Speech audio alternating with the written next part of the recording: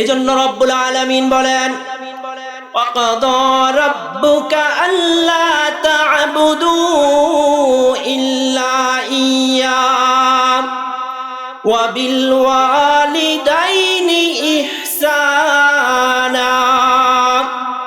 আজকে আমাদের সমাজের ভিতরে দেখা যায় যাদের পিতামাতা বৃদ্ধ হয়ে যায়, সমাজে তাদের কোনো নাম নাই, বরং তাদেরকে এত অত্যাচারিত, নির্যাতিত, এত জুলুম সহ্য করতে হয়। সমাজের ভিতরে একটা সময় পিতামাতার অনেক দাম ছিল। আপনাদের কাছে আমার প্রশ্ন, যখন আমরা মায়ের গর্ভ থেকে দুনিয়ার বুকে ভূমিষ্ঠ হই, আমার পিতামাতা আমাদের জন্য এত ভালো ব্যবহার করে, আমাদেরকে এত সুন্দর করে লালন পালন করে।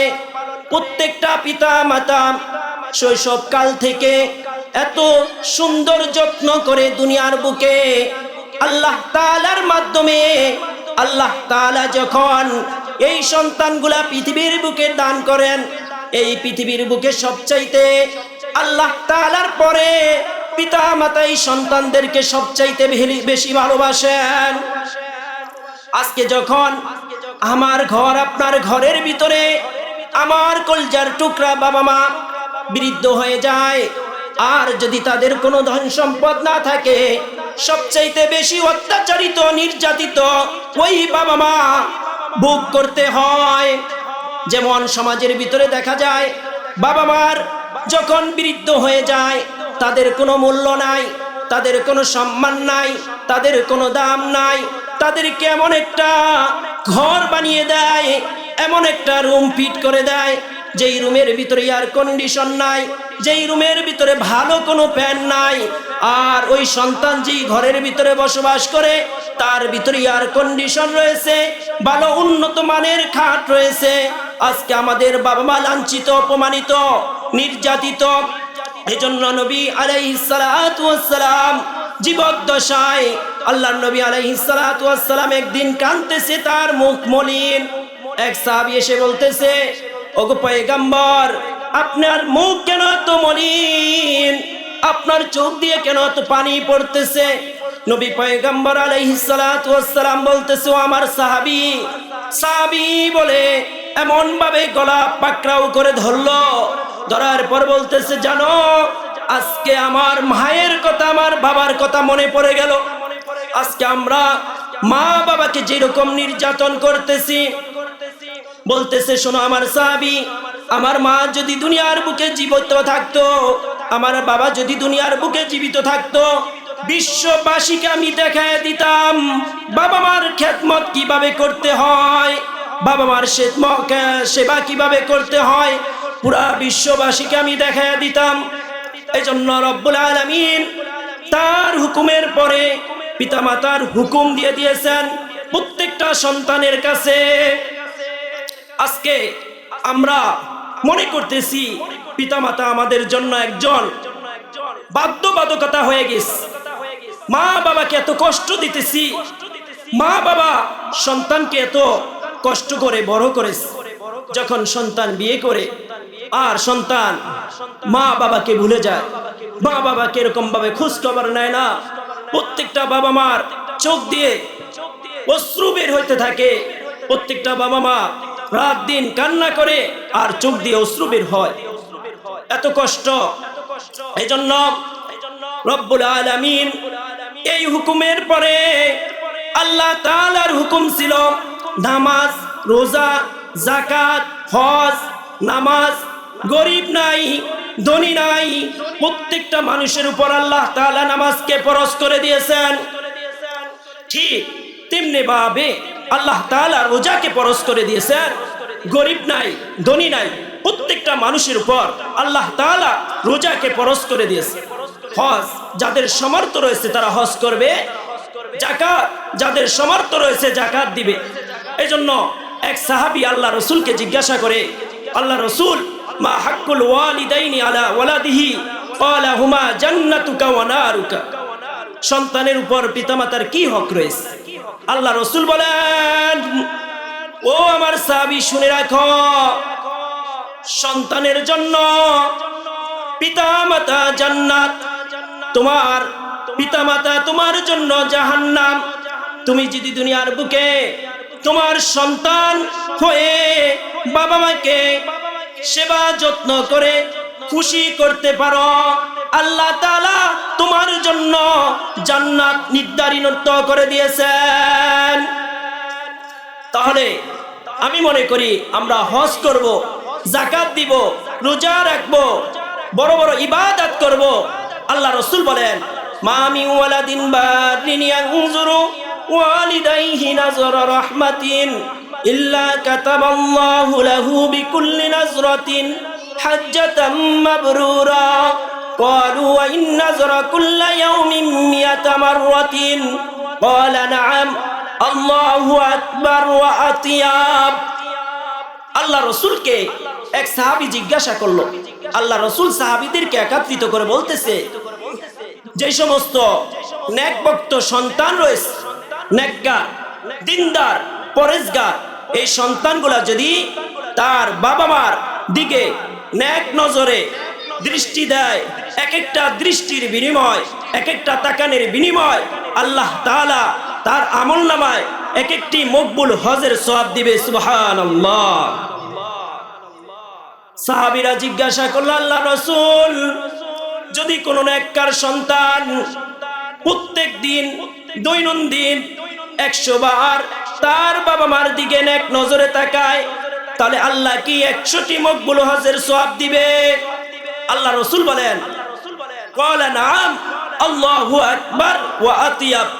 হ্যাঁ, কোন নেকভক্ত সন্তান তার পিতামাতার দিকে যদি নেক নজরে দৈনন্দিন 100 বার তাকায়, আল্লাহ রাসূল বলেন আল্লাহ তাআলা 100টি মকবুল হজের সওয়াব তার আমলনামায় দিবে। সুবহানাল্লাহ।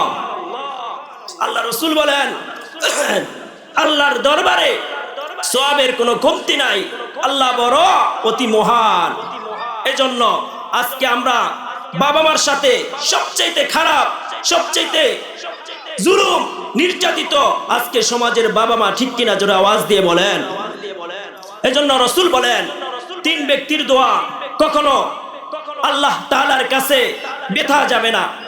সালাসু দাওয়াতিন মুস্তাজাবাতিন লা শাক্কা ফি, দাওয়াতুল মাজলুম ওয়া দাওয়াতুল মুসাফিরি ওয়া দাওয়াতুল ওয়ালিদি আলা ওয়ালাদিহি।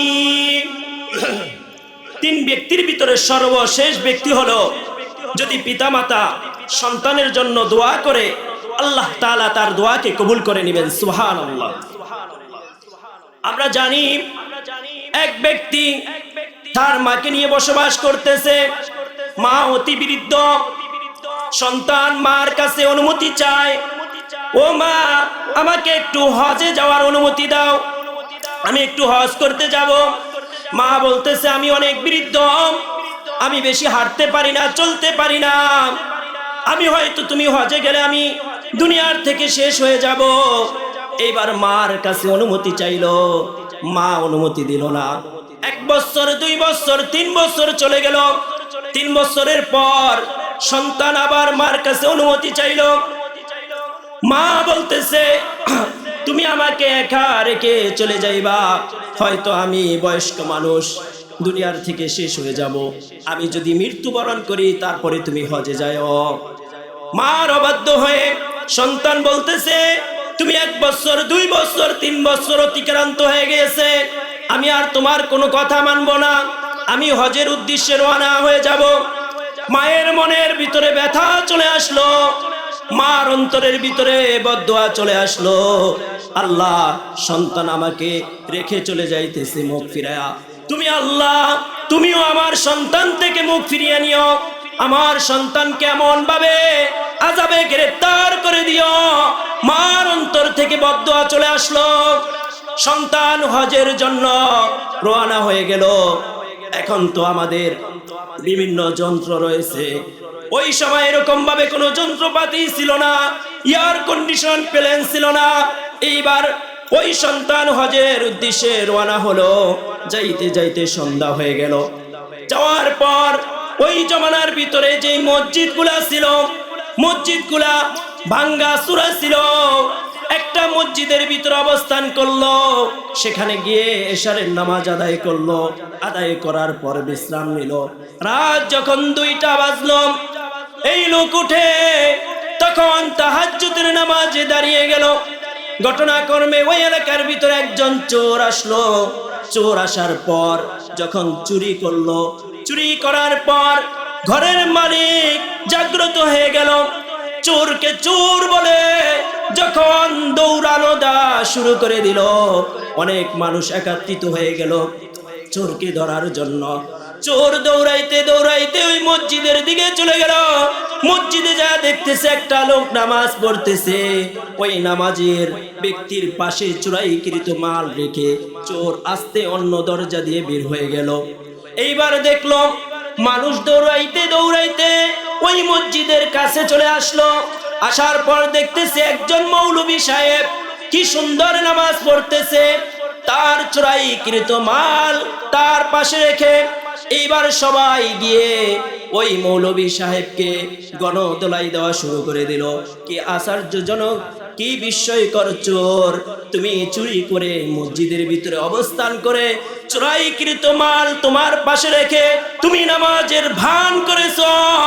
এ বলে মানুষগুলা তারপর বিভিন্ন আইটেমের নির্যাতন করা শুরু করে দিল। এক পর্যায়ে মারতে মারতে রাত্রে যখন এরকম ভাবে গাছের ভিতরে বেঁধে দিল। এইবার বাদশার কাছে গেলে বলো, ও বাদশা, আমরা গত রাত্রে একজন চোর ধরছি। যেই চোর এমন আশ্চর্য এমন বিস্ময়কর চোর আর কখনো দেখি নাই। কেমন চোর! কয় চুরি করে মসজিদের ভিতরে গিয়ে নামাজের ভান করলো, আবার চোরাইকৃত মাল মসজিদের কাছে রেখে এসে নামাজের ভান করলো। আপনি বলেন কি শাস্তি হওয়া যায়? বাদশা অনুমতি দিয়ে দিল, ফরমান জারি করে দিল, চুরি করার কারণে তার হাতকে কেটে দেওয়া হোক, আর নামাজের ভান করার কারণে তার চোখে উঠে দেওয়া হোক, আর পায়ে হেঁটে মসজিদে যাওয়ার কারণে তার পা গুলাকে কর্তন করে দেওয়া হোক। এই বলে যখন গ্রামের ভিতরে মাইকিং করা শুরু করে দিল, এইবার ওই মৌলবীর কানে চোরের কারণে যখন আওয়াজ আসলো, এই বলে বলে মাইকিং করতেছে, সবাইকে ডাক দিয়ে বলতেছে, তোমরা শোনো। এই বলে মাইকিং না করে তোমরা এরকম করে মাইকিং করো, যে ব্যক্তি মায়ের অনুমতি ছাড়া হজে যায় তার এরকম শাস্তি হওয়াই দরকার। এবার সবাই আশ্চর্যজনিত হয়ে গেল, কিং কর্তব্য বিমূঢ় হয়ে গেল। কি ব্যাপার, তুমি কি বলো? কয় গত রাত্রে আমি আমার মায়ের কাছে অনুমতি চাইছিলাম হজে যাওয়ার জন্য। হজে যাওয়ার জন্য আমার মা আমাকে অনুমতি দেয় নাই। আমার মায়ের অনুমতি ছাড়াই আমি হজের উদ্দেশ্যে গমন করলাম। এই জন্য মা মনে হয় মায়ের অন্তরের ভিতরে কষ্ট হয়ে গেছে। মায়ের অন্তরের ভিতরে বদদোয়া চলে আসার কারণে আজকে আমার শাস্তি এরকম। এই জন্য বুঝে রাখতে হবে, মা বাবা যদি জীবিত থাকে মা বাবার খেদমত করতে হবে, মা বাবাকে কোনো কষ্ট দেওয়া যাবে না। আর যদি মা বাবা যদি আপনার আচার আচরণের কারণে, আপনার স্বভাবের কারণে মা বাবার অন্তরের ভিতরে যদি সামান্য বিন্দু পরিমাণ যদি কষ্ট চলে আসে, স্বয়ং আমার আল্লাহ আপনাকে মাফ করবেন না। এই জন্য নবী আলাইহিস সালাতু ওয়াস সালাম বলেন, রিদাল্লাহি ফি রিদাল ওয়ালিদাইন ওয়া সাখতুল্লাহি ফি সাখতিল ওয়ালিদাইন। আল্লাহ তাআলার সন্তুষ্টি পিতা মাতার সন্তুষ্টির উপর নির্ভরশীল করে, আল্লাহ তাআলার অসন্তুষ্টি পিতা মাতার অসন্তুষ্টির উপর নির্ভরশীল করে। যদি কোনো সন্তানের উপর বাবা মা রাজি হয়ে যায়, স্বয়ং আমার আল্লাহ তাআলা ওই সন্তানের উপর রাজি হয়ে যান। আর যদি কোনো সন্তানের উপর বাবা মা নারাজ হয়ে যায়, স্বয়ং আমার আল্লাহ তাআলা ওই সন্তানের উপর নারাজ হয়ে যান। এই জন্য যুবক ভাইদেরকে বলতেছি, বউদের কথা ধরে মা বাবাদেরকে অত্যাচার করবা না, মা বাবাদেরকে নির্যাতন করবা না। যদি মা বাবা তোমার আচার আচরণের কারণে যদি কষ্ট পায় বিন্দু পরিমাণ, তোমার হাজার নামাজ, হাজার রোজা, হাজার যাকাত, হাজার হজ সব কিছু বিনষ্ট হয়ে যাবে। আল্লাহ তাআলা তোমার জন্য জাহান্নাম নির্ধারণ করে রাখবেন। এজন্য মা বাবার সাথে খারাপ আচরণ করা যাবে না। আল্লাহ রাসূলকে এক সাহাবী বলেন, ক্বালা ইন্নী উরিদুল জিহাদ, ক্বালা আহাইয়ুন আবাওয়াকা, ক্বালা নাম, আল্লাহু আকবার ওয়াতিয়া। এক সাহাবী এসে বলতেছে, আল্লাহ রাসূল, আমি কোন এক জিহাদে যাওয়ার জন্য ইচ্ছা পোষণ করেছি। আল্লাহ রাসূল বলেন, তোমার মা বাবা কি জীবিত রয়েছে? ওই ব্যক্তি বলল, হ্যাঁ, আমার মা বাবা জীবিত রয়েছে। আল্লাহ রাসূল বলেন, ক্বালা ফাফিহিমা ফাজাহিদ, তুমি তোমার মা বাবার সেবা করো, যত্ন করো, আল্লাহ তাআলা তোমার আমলনামায় জিহাদের সওয়াব দিয়ে দিবেন। তাহলে মা বাবার যদি সেবা করি, যত্ন করি, আল্লাহ তাআলা জিহাদের সমতুল্য সওয়াব আল্লাহ তাআলা আমার আপনার আমলনামায় দিবেন। এক সাহাবী এসে বলতেছে, আল্লাহ রাসূল, আমার মা বাবা দুনিয়ার বুকে জীবিত নাই, আমি তাদেরকে খুশি করার কোনো পন্থা আছে কিনা? আল্লাহ রাসূল বলেন, তিনটা পন্থা রয়েছে। এক নাম্বার, তুমি নেককার দিনদার হইতে হবে। দুই নাম্বার, পিতা মাতার আত্মীয় স্বজন বন্ধু বান্ধব যারা রয়েছে তাদের সাথে ভালো ব্যবহার করতে হবে। তিন নাম্বার, আল্লাহ রাসূল বলেন, পিতা মাতার জন্য নাজাত এবং মাগফিরাতের দোয়া এবং বেশি বেশি দান সদকা করতে হবে। তাহলে তোমার পিতামাতা কবরের ভিতরে থাকার পরও তোমার প্রতি রাজি খুশি হয়ে যাবেন। আজকে আমাদের যাদের পিতামাতা জীবিত রয়েছে, আমরা তাদের কাছে গিয়ে মাপ চাবো, ওগো মা, ওগো বাবা, তুমি আমাদেরকে মাফ করে দিও।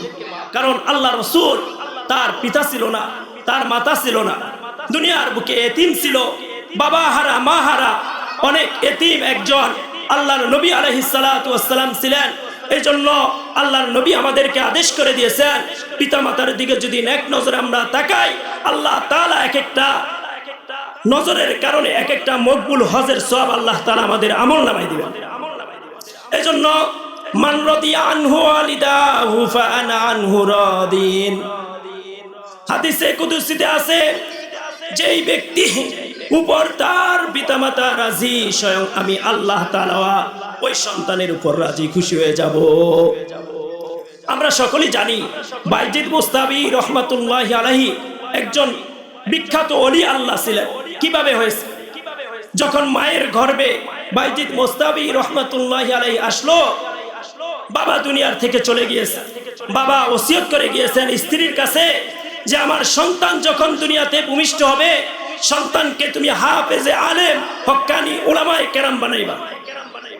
বাইজিদ মুস্তাবি রহমাতুল্লাহি আলাইহি দুনিয়াতে আসার পর 6 থেকে 7 বছর যখন হয়েছে, তখন মা বিভিন্ন বাড়িতে কাজ করত। মা সন্তানকে নিয়ে এক মাদ্রাসায় গেল, শায়েখের কাছে গেল, উস্তাদের কাছে গেল, যে উস্তাদ, আপনার কাছে আমার এই সন্তানকে রেখে গেলাম আমানত, সন্তান যতদিন পর্যন্ত হাফেজ আলেম না হবে, কোনোদিন আপনি এই সন্তানকে আমার মুখ দেখাইতে বাড়িতে পাঠাইবেন না, আমার বাড়িতে যেন না যায়। বাইজিদ মুস্তাবি রহমাতুল্লাহি আলাইহি যখন 1 বছর হয়ে গেল, তার অন্তরের ভিতরে মায়ের একটু ভাবনা চিন্তা চলে আসলো, মায়ের মায়া মহাব্বত চলে আসলো। বাইজিদ মুস্তাবি রহমাতুল্লাহি আলাইহি উস্তাদের কাছে অনুমতি চাইলেন। এবার উস্তাদ শর্ত দিয়ে দিল, বাইজিদ, তোমার মা তো বলেছে তোমাকে হাফেজ না হয়ে আলেম না হয়ে এখান থেকে যাওয়া নিষেধ। বাইজিদ মুস্তাবি রহমাতুল্লাহি আলাইহিকে তার উস্তাদ বলল, আজকে যদি তুমি এত থেকে এত পৃষ্ঠা শুনাইতে পারো, আর পরে তোমাকে আমি অনুমতি দিব তোমার মায়ের কাছে যাওয়ার জন্য। বাইজিদ মুস্তাবি রহমাতুল্লাহি আলাইহি ঠিক উজু করে পবিত্রতা অর্জন করে কোরআন পড়া শুরু করে দিল।